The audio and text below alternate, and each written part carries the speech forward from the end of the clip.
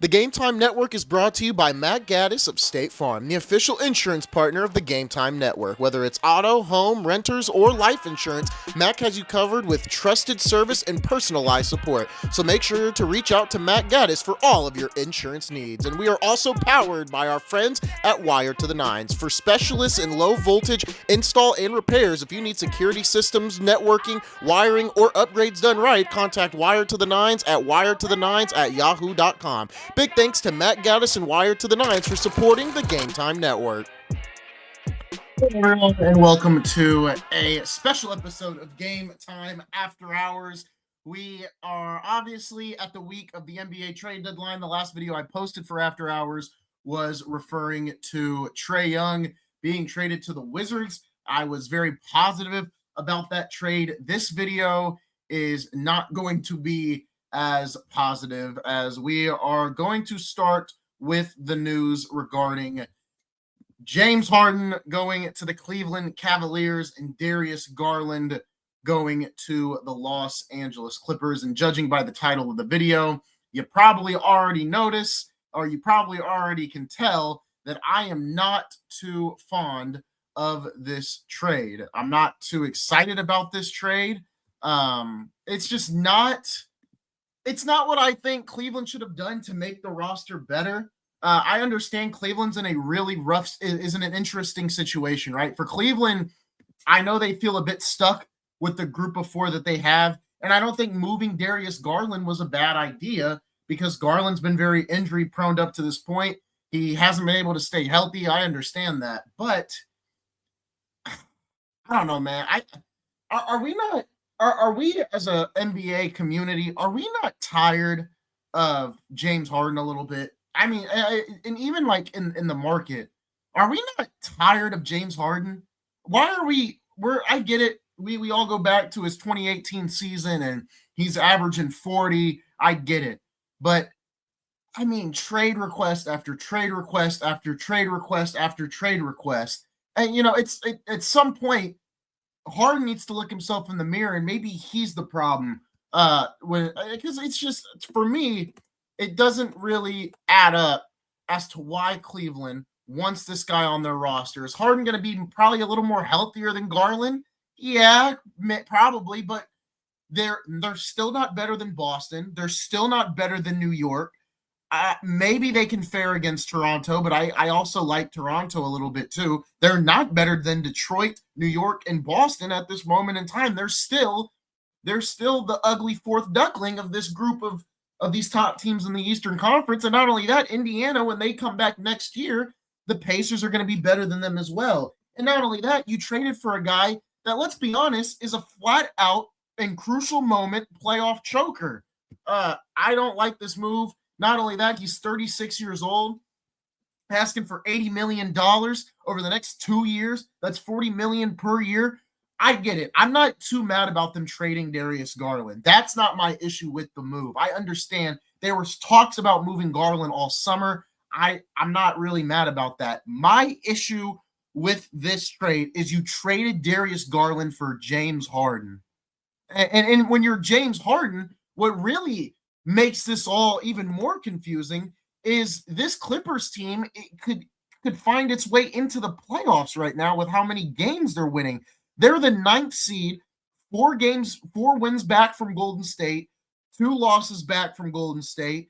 They're in contention right now to make the playoffs. Kawhi's playing really good basketball and has actually been playing a good amount of games. So for me, this was out of nowhere when the report came out last night.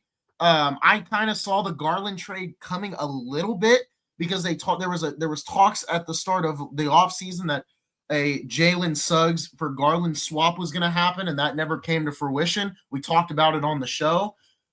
But I don't, and the other reason that they made this move was to try to keep Donovan Mitchell this summer because they don't believe he's going to re-sign.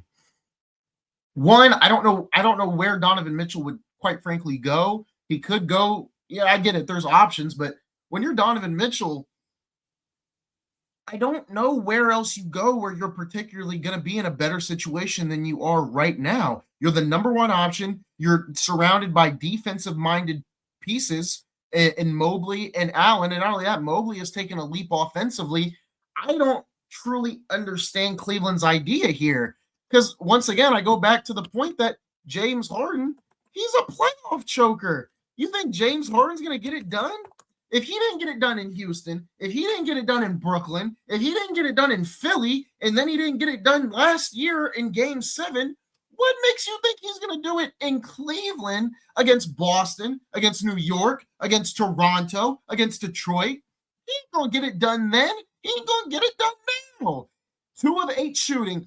Look, right here. In a disappointing Game 7 performance, May 3rd, 2025, James Harden only scored 7 points on 2 of 8 shooting and a loss to Denver 120-101. And you think this is the guy that's going to save you from being, runner-ups again in the Eastern Conference or 4th place? No, you're still 4th. And for all these betting sites that have the Cavaliers as the 3rd odd favorite to win the championship, we can pull it up right now.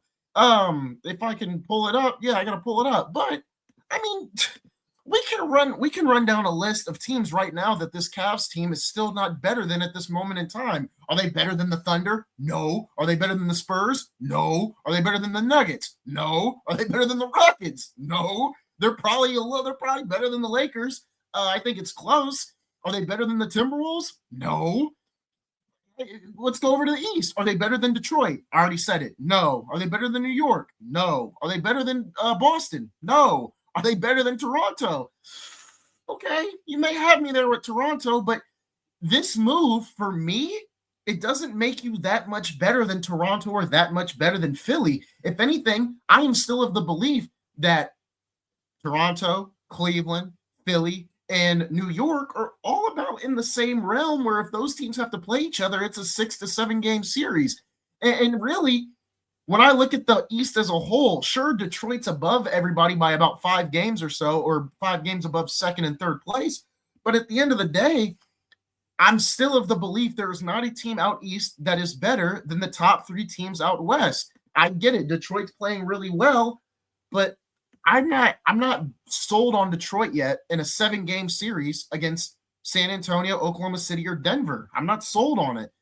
To me, the winner of the NBA title is still out West. And when we're talking about just coming out of the East, Cleveland, to me, isn't even the 5th best team. I honestly am more inclined to think Philadelphia is better than them right now because of all the trade rumors and all the mix and all the turmoil, regardless of the Paul George suspension. I'm not really worried about that because they've got VJ Edgecombe, they've got Maxey. Joel Embiid is playing well for the minutes he's getting.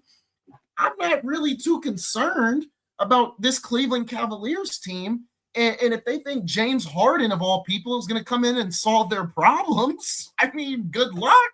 But James Harden's not going to solve your problems. He's not going to get you a championship this year in 2026.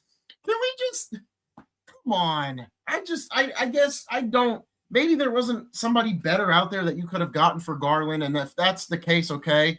But if Cleveland made this move, which they obviously did, if they made this with the intention that they're going to compete for the championship and come out the winners of the East, you better hope everybody gets hurt in Detroit, Boston, and New York, because that's the only way you're getting to the NBA Finals. And you may not even make the Eastern Conference Finals because, like I just said, I don't think you're better than most of the teams out East right now. I would probably take Philadelphia over you in a 7-game series. I think Toronto you could probably get, but it's going to be close. You're not better than Boston, especially after the trade they made today with Vooch, getting an actual center. You're not better than New York, and you're not better than Detroit. So I'm not so sold on this Cavaliers move. I'm not sold on James Harden. So we are going to see what happens. Obviously, there was other trades that happened throughout the league. I'm going to record a second video here in just a second to talk about those other trades. Don't mind my dresser over there. All right. I didn't clean it before we got this video going, but I just got home, wanted to record this. I'm going to get this video out tonight. And then the video regarding Jaren Jackson Jr. and the Jazz, along with the Bulls trades that were made today, that's going to go out probably later, probably the next night. But I hope you guys enjoyed this episode of Game Time After Hours. Really good episode. I really just don't think this does nothing for Cleveland. I don't think it makes either team's that much better, in my honest opinion. I get it. Harden's playing really well, but when we get to the playoffs, bottom line is when we get to a crucial moment for Cleveland in the playoffs, it's game 6 or game 7. James Harden is going to do what James Harden has always done for his whole career when it's time to actually be clutch, and that's not come up clutch. So let me know your guys' thoughts in the comments below. Those are my thoughts on that. I will see you guys next time for another episode of Game Time After Hours. See you guys later.